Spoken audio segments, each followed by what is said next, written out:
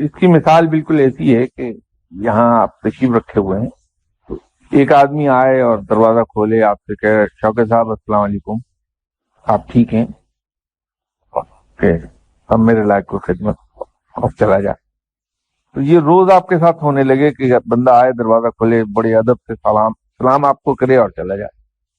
تو کچھ عرصے کے بعد آپ مجبور ہو جائیں گے اس سے یہ پوچھنے کے لیے کہ بھائی کیا کوئی کام ہے آپ کو مجھ سے؟ تو پلٹ کے کہے نہیں کہ مجھے آپ سے کیا، میں تو صرف آپ کی محبت میں آتا ہوں، سلام کر کے چلا جاتا ہوں. تو آپ کا ریئیکشن کیا ہوگا؟ پھر ایک دن اس سے اسٹار کر کے پوچھیں گے بھائی کام ہو تو بتا دو، اور پھر وہی جواب دے کہ نہیں جناب میں تو صرف آپ کی زیارت کرنے آتا ہوں، سلام کرتا ہوں چلا جاتا ہوں، آپ سے محبت ہے مجھے. تو پھر ہوگا کیا آپ کا ریئیکشن؟ کہ آپ گھر والوں سے کہیں گے کہ بھائی اس آدمی کا ذرا خیال رکھنا، اس کو کوئی ضرورت ہو تو اس کا خیال رکھا کرو اس کو. دوسری مثال یہ ہے کہ ایک آدمی آئے، ابھی دروازہ کھولے، السلام علیکم شوکت صاحب، وعلیکم السلام، بس جی سلام کرنے آیا تھا، ذرا 10 روپے تو دیجیے.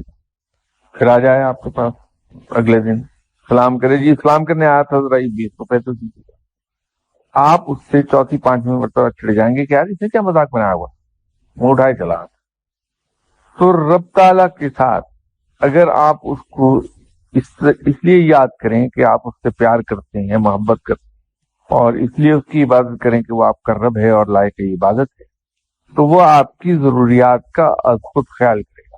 اور اگر آپ نے اس نیت کے ساتھ اس کی عبادت کی کہ اچھا میں یہ نماز پڑھ لوں تاکہ میری فلاں حاجت روا ہو جائے، میں یہ وظیفہ کر لوں کہ میرا فلاں کام ہو جائے، تو کام تو ہو جائے گا، لیکن رب نہ ملا، کیونکہ آپ نے تو مزدوری کی، اس کے ساتھ ایک کانٹریکٹ کر لیا کہ میں یہ عبادت کروں گا تو میرا یہ کام کر دینا.